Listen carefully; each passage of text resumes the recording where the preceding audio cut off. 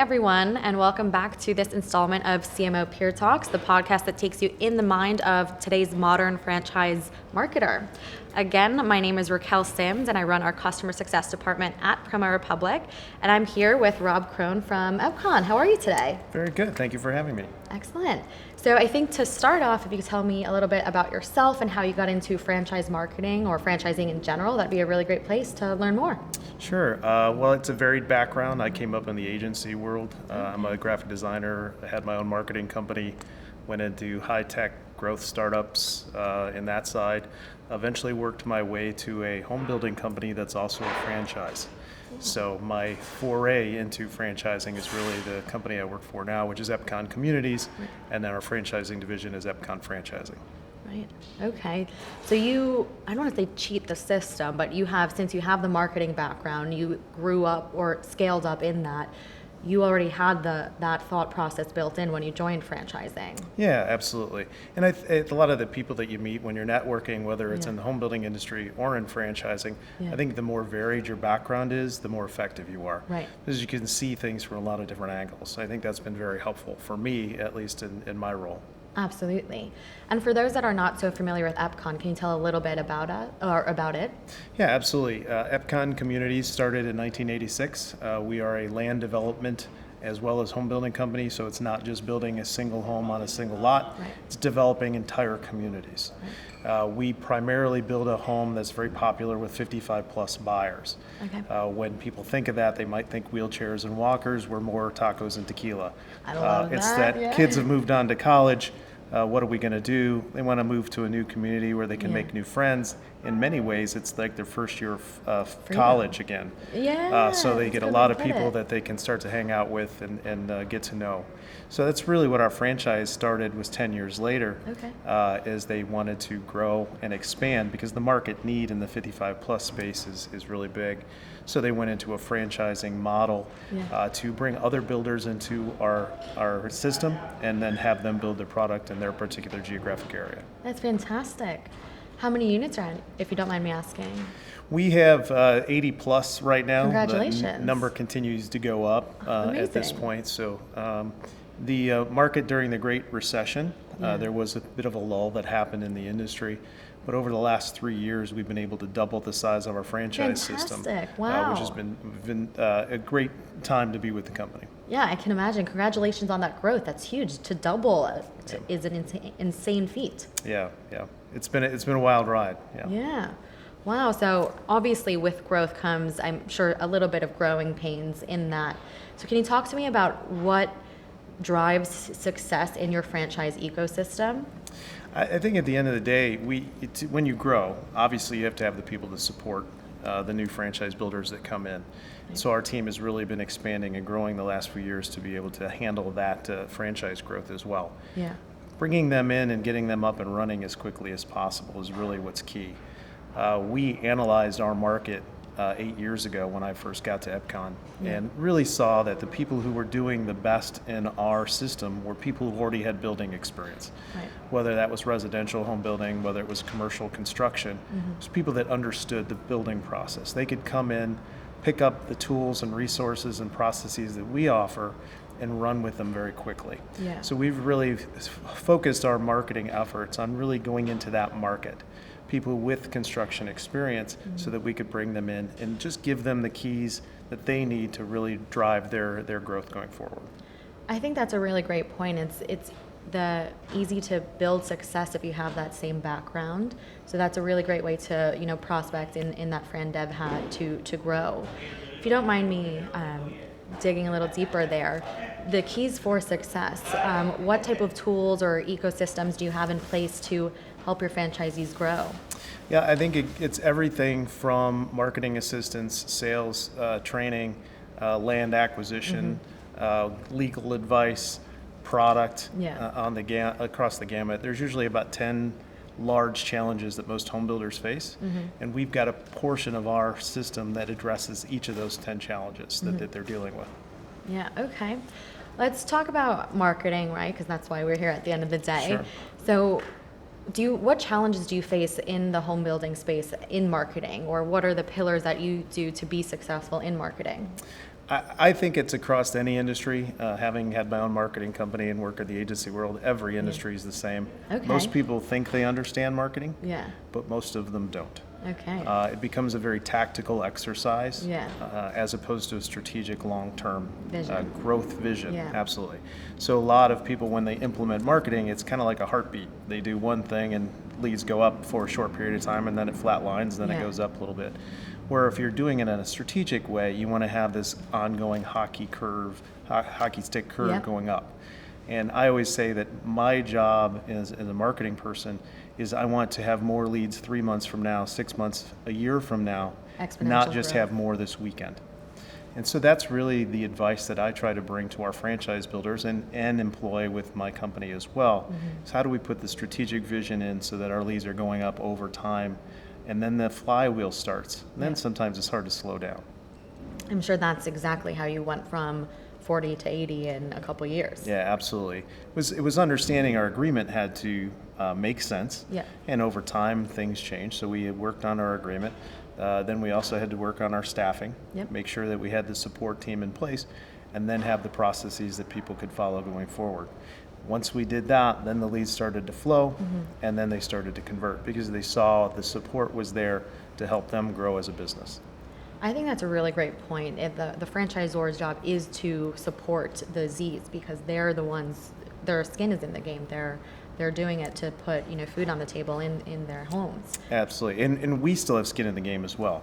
We're still a home builder. Right. I'm still launching new communities in new regions. I'm doing the same thing that my franchise builders are doing.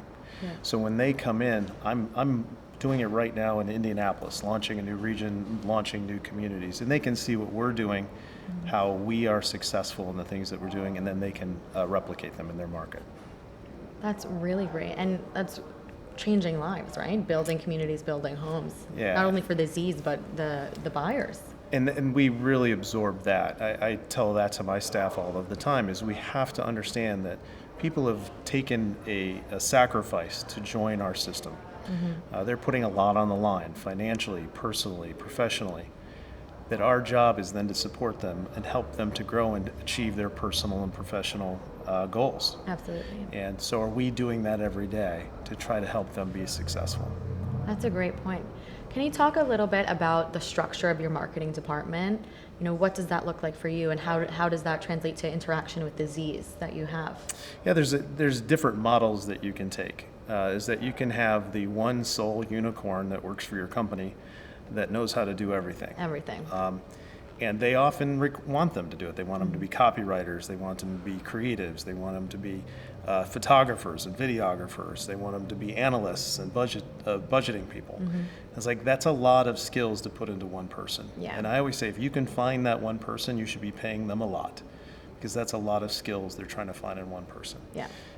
The hybrid model we try to get everybody to over time is to have somebody that's a trained marketer on staff, but then also work with outside resources. Yeah. It is hard to stay on top of Google algorithm changes and Facebook privacy changes. Yeah.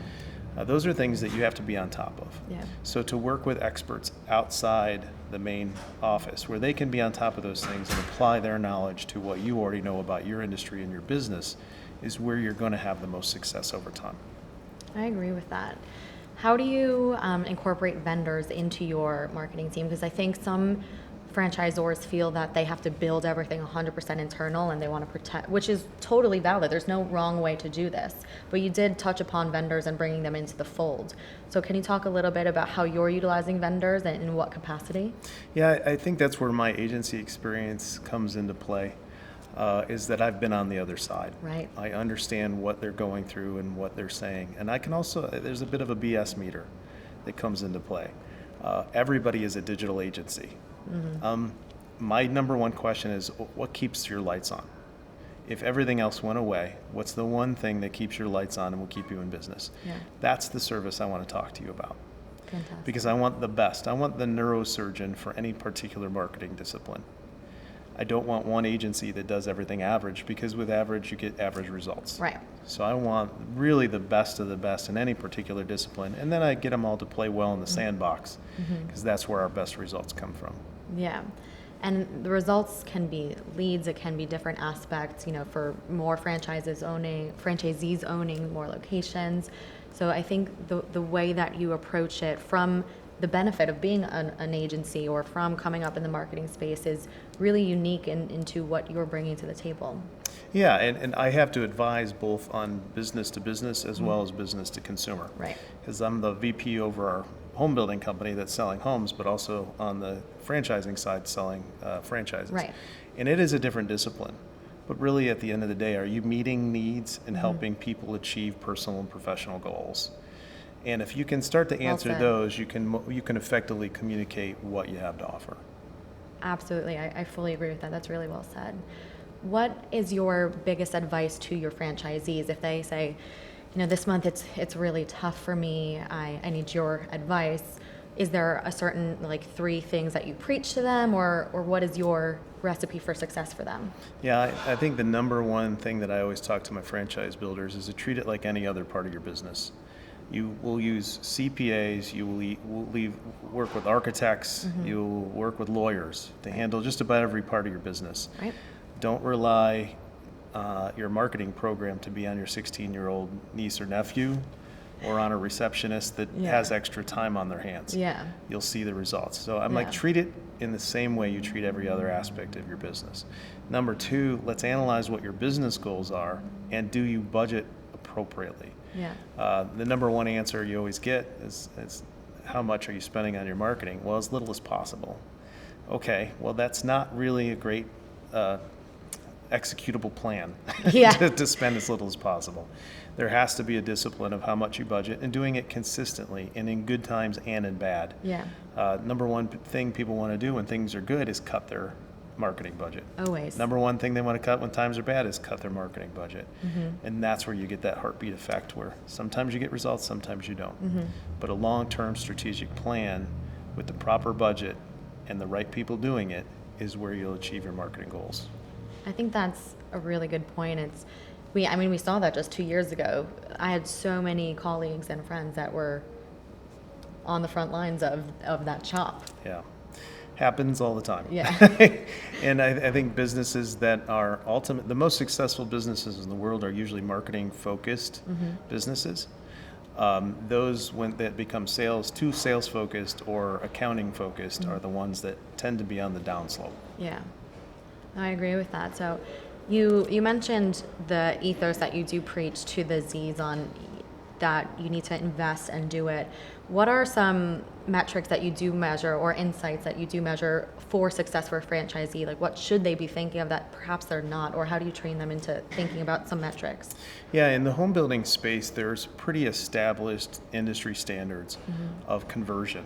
Yeah. And just take it from a web lead to a appointment to a sale. And we always want them to focus on scheduling those appointments. Appointments are the greatest predictor of sales in the home building industry of anything else. So we really try to dial in where are you marketing, what are the numbers you're achieving, and then what your conversion metrics are. Right. Because you can have a large funnel of a lot of people coming in the top, but if you have a bottleneck and there's something keeping them from coming out the bottom, it doesn't matter how many more leads you generate. You've got to work on those conversion metrics. Yeah. Once that happens, then you know if I bring in X number at the top, I'll get X number out of the bottom. Yeah. I agree with that. I think that's when it becomes predictable and you can do that. So the X amount of meetings gets me X amount of signed deals. And now you can see it as an investment. If I put in more money, what are the results I can achieve coming out the back end? Exactly. If you have a consistent conversion, you know the answer to that question. The ongoing analysis of half of my money in marketing, I don't, know where it goes. Yeah. This is a formula where you can know where it goes. Exactly. And that goes to your other point, for a franchisee that says, I spend as little as possible, well, the results aren't going to be there, and that Absolutely. predictability is not going to be there as well. Absolutely. And it's an expense at that point. It's not an investment. Right. That's actually a fantastic way to put it. It's an investment as opposed to an expense, Yes. which is how some think about it.